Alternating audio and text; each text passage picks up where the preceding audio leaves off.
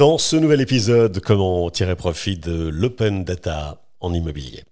Cet épisode est fièrement propulsé par votre propre marque.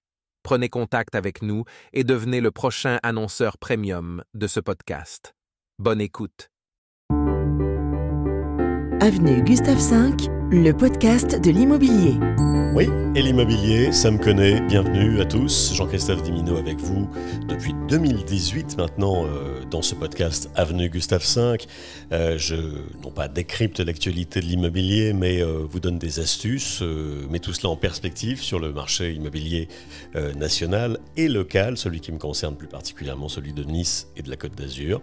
Voilà, merci à vous de soutenir ce podcast depuis 2018, de laisser un commentaire, 5 étoiles si possible, et c'est disponible bien sûr sur votre plateforme de streaming favorite, que ce soit Deezer, Spotify, Apple Podcast, YouTube, que sais-je. D'ailleurs, dites-moi sur quelle plateforme vous écoutez Avenue Gustave V, ça m'intéresse. Avenue Gustave V, les news de l'immobilier. Aujourd'hui donc, petite astuce de professionnel qui va vous servir à vous-même, particulier, curieux ou alors en pleine réflexion. Comment tirer profit de l'open data en immobilier? Alors déjà, première définition, c'est quoi l'open data? Moi je dirais tout simplement que ce sont des données publiques, factuelles.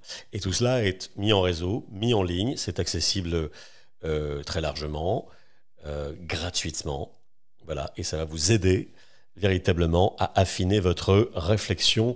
Donc l'open data, mise à disposition par les institutions publiques de données libres et gratuites. En immobilier, ça peut concerner bien sûr les transactions passées, les prix au mètre carré, quartier par quartier. Attention, il y a toujours un décalage de plusieurs mois, évidemment. Et puis c'est à affiner vraiment, quand on dit quartier par quartier, parfois c'est même appartement par appartement, vous voyez. Ça va concerner aussi les permis de construire qui ont été délivrés, les données cadastrales, là, il n'y a pas plus brut et factuel que cela, et même les tendances démographiques, intéressant quand on veut investir dans une ville que l'on ne connaît pas forcément. Et tout cela est extrêmement précieux pour estimer un bien ou comprendre un marché local. Voici donc une sélection de plateformes open data. Je vais vous laisser d'ailleurs tous les liens sur avenuegustave5.com dans un article qui sera donc intitulé « Comment tirer profit de l'open data en immobilier ». En 1, le champion des champions, c'est DVF, bien connu des professionnels de l'immobilier, DVF et des particuliers d'ailleurs. DVF, ça veut dire quoi? Ça veut dire demande de valeur foncière. Et c'est accessible sur data.gouv.fr. Je vous laisse donc tous les liens évidemment dans l'article sur avenuegustave5.com. C'est un jeu de données que l'on doit au ministère de l'économie et qui recense donc toutes les ventes immobilières réalisées en France depuis 2014. Type de bien, surface, prix, tout y est. Voilà, exemple, vous voulez vendre votre 3 pièces à Nice à Cimiez. Vous cherchez les ventes similaires dans le quartier sur les 6 derniers mois et cela vous donne une base factuelle pour votre estimation. En 2, évidemment, à consulter aussi, c'est Etalab, c'est l'application DVF interactive, c'est la version simplifiée et cartographiée de DVF. Vous cliquez sur une parcelle et hop, vous voyez toutes les ventes réalisées autour. C'est là encore très utile pour visualiser en fait le marché. En 3, vous avez Géoportail Urbanisme. C'est un portail qui vous donne accès aux documents d'urbanisme, le zonage des PLU, des plans locaux d'urbanisme, les servitudes, les contraintes. Là aussi, c'est utile pour connaître le potentiel d'un terrain ou d'un bien. Par exemple, vous envisagez d'acheter une maison à rénover avec un agrandissement potentiel. Il faut vérifier le règlement d'urbanisme avant toute estimation projetée.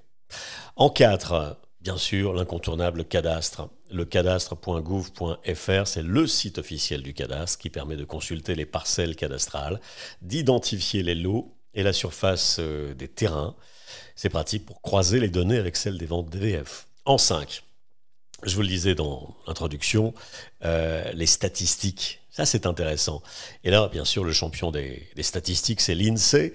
Vous allez pouvoir, sur insee.fr, consulter les données démographiques, les revenus moyens, l'évolution de la population, des éléments qui ont un impact direct sur la demande immobilière dans un secteur donné.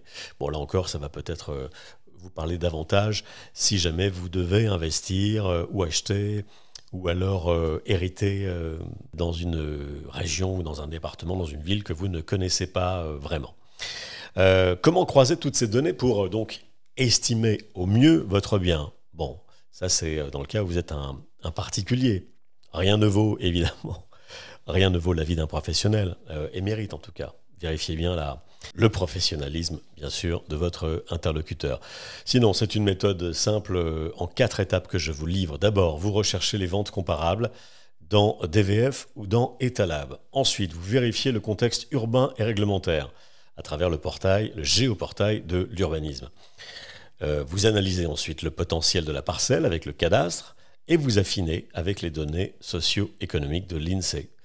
Astuce de professionnel, ajoutez une marge pour les prestations, les prestations du bien, l'état général, l'étage, et surtout confrontez votre analyse avec celle d'un professionnel qui connaît bien le secteur et qui connaît, lui, toutes les subtilités de ce qu'on appelle les micro-marchés.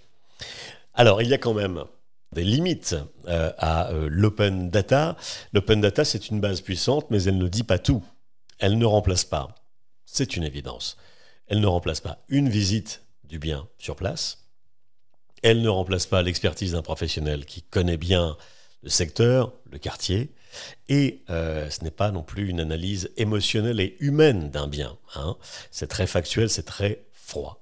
Voilà. Mais pour préparer un projet de vente ou pour valider l'estimation qu'on vous a rendue, ou alors pour confronter le prix de vente demandé par un professionnel ou par un particulier, c'est un levier intéressant, un levier même stratégique. Avenue Gustave V. Alors voilà, vous êtes quasiment maintenant un data analyst immobilier. Vous allez pouvoir utiliser toute la puissance, la profondeur de l'open data. C'est un excellent moyen de gagner en transparence, en autonomie et en efficacité. Mais n'oubliez pas, ces données ne prennent pas en compte l'âme d'un bien, quand ça s'y prête évidemment, ni la subtilité d'un quartier, d'un immeuble, d'une parcelle. Et si vous souhaitez aller plus loin dans votre projet, évidemment, n'hésitez pas, je vous accompagne dans votre avis de valeur, dans votre estimation avec une analyse personnalisée et professionnelle. Je vous dis à très bientôt, avenue Gustave V. N'oubliez pas, merci de commenter et de laisser un avis 5 étoiles. Merci à vous. Avenue Gustave V. Le podcast de l'immobilier.